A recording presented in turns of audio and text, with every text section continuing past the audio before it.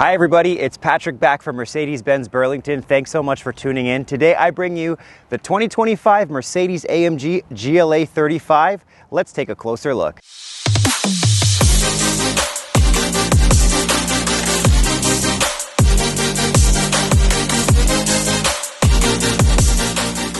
The GLA fits the build for a lot of clients because it filled a gap in our lineup in 2021. They made the vehicle substantially larger than the original GLA, which was more of a compact hatchback on an SUV frame. Now you get this beautiful size in a natural crossover. That's why a lot of clients went to the GLA 250 in 2021, 22, 23.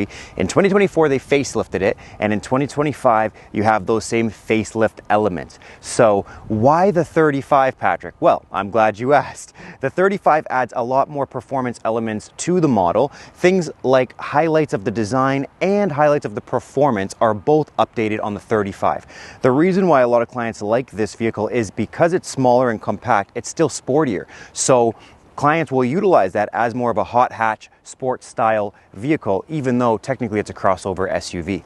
Things like the rims, the interior design, the stitch pattern, and the performance of the engine are all elevated from the 250 to the 35 AMG in the GLA. Let's take a closer look at the outline of what this car has to offer. The facelifted elements from last year have remained the same on the GLA and on the 35. So you've got the AMG specific grille on the 35 model, the AMG badge on the side of it, and the AMG crest on the center of the hood here. You then have the big prominent star, and if your vehicle has pinnacle trim, you will get that 360-degree camera as well, giving you the camera on the front here.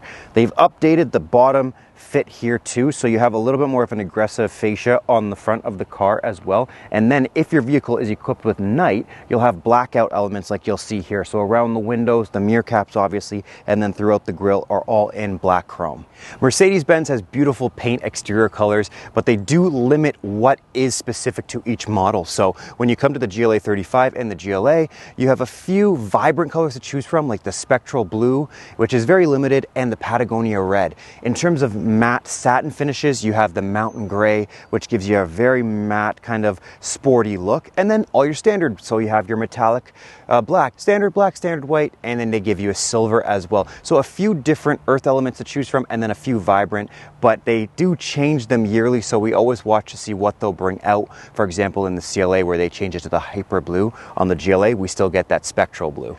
One of the biggest reasons that people upgrade from the 250 to the GLA 35 are the rims. That is the biggest way to tell from afar that this is an AMG specific model. Your standard rims are 19-inch that come in a few different designs, and then you upgrade to the 20-inch, which will give you a slightly bigger rim in a few different colors as well.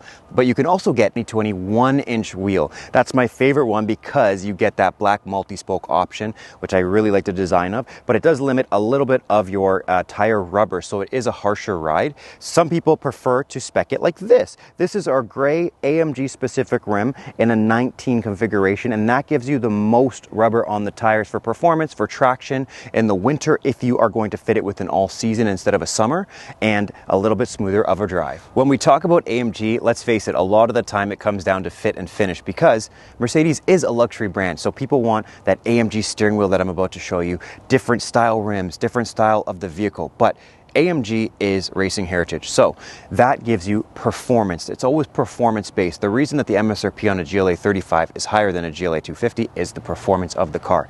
This is an inline 4 with a turbo. You still get that 48-volt battery, which is going to give you an extra 12 horsepower, and then you have a natural 302 horsepower plus the 12 to give you ample performance. This is still a 4MATIC drive system, so very usable, capable power, and you can use this all year round.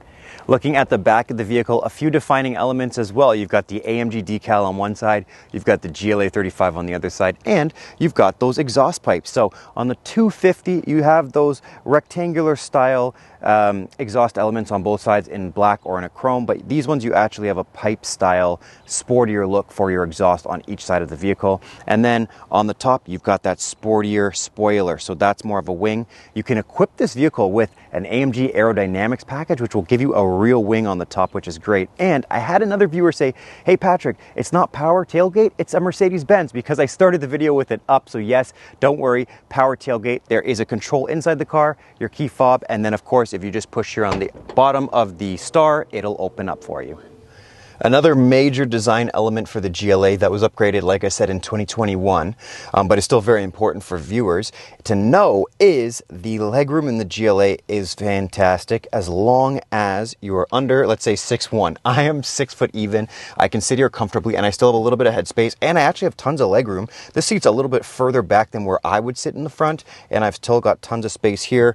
There's 2 cup holders here, so if it's just 2 people or 1 person in the back, you can utilize that. And you've got the ISOFIX anchors for 2 car seats in the back seat. So tons of space, way more usable, let's say, rear legroom and rear space than in the previous design GLA. So that was a huge design upgrade when we got that, and very comfortable. You could definitely go on a long ride sitting here with at least 4 people, and you could squeeze in that 5th if you needed to. You know, I had to drive it, everyone. I never get sick of driving these cars.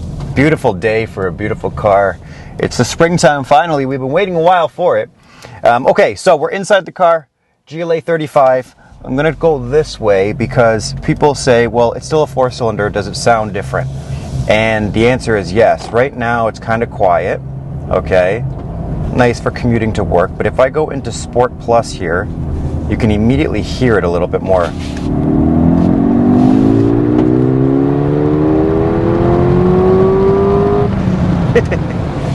Yeah, that has enough power.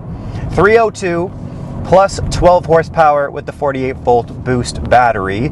I like it. I like it. It drives well. It drives nimble. It's kind of tight, so it drives very similar to the CLA 45 or 35 is what I meant to say, but either or, it drives quite similar to that because it has the same infotainment system. It's got the same size engine and similar steering wheel. So it reminds me of that car, but it's higher up, so it's a little bit more comfortable. Like I showed you on the outside of the car, it's got the 19-inch wheels. So this is the most comfortable configuration you're going to get for the GLA 35.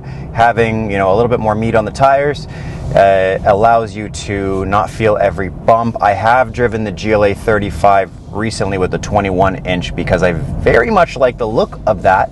But I would recommend that if you mostly do highway driving or if it's a secondary car. If it is going to be your only car in your daily and you have a commute where you're driving, you know, up and down different hilly roads or city specifically.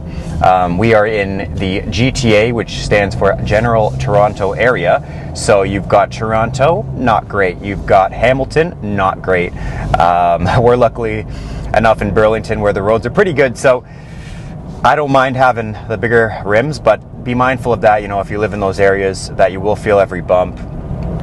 The rims are built quite well, so they are sturdy. It's not like you're going to get crazy damage to the wheels or the tires, but you will be feeling all those potholes a little bit more. Enough about the rims. The inside of the car, this is equipped with the 2-tone performance steering wheel. That is the AMG performance steering wheel with the dials.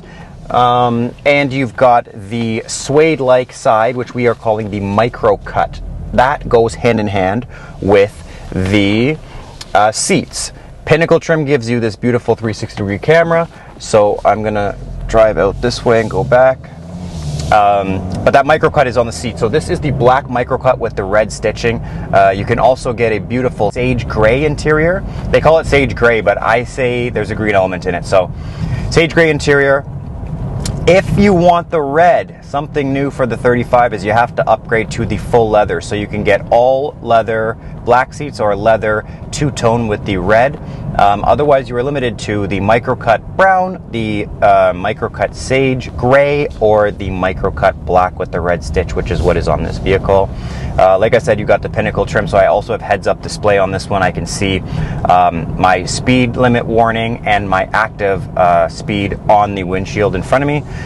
This one obviously has the exclusive to get that Pinnacle trim as well, so exclusive gives you a few more items on the vehicle that are important to have. A lot of people upgrade to that just to get things like the navigation, which is kind of a must-have these days. You can see the inboard navigation on here.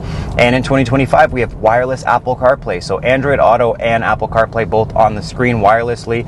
I have my phone actually in here. Guys, I've settled right in today. I've got my coffee and I have my phone charging in here. So wireless phone charging on the front there. There's a little piece that goes over it, so if you go over a bump, the phone doesn't go anywhere on you, and that's charging. And then I have my Apple CarPlay set up as well.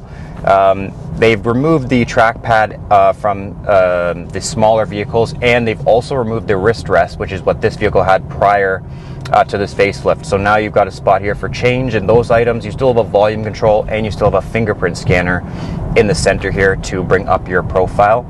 And then in terms of trims, this is my favorite trim for the vehicle. This is the carbon structure, and then you've got a couple different ones. You've got the wood trim in either a dark or a brown, so you can do more of a light brown, kind of reminds me of wood flooring, and then you have the black wood as well, which is a great option for the vehicle as well.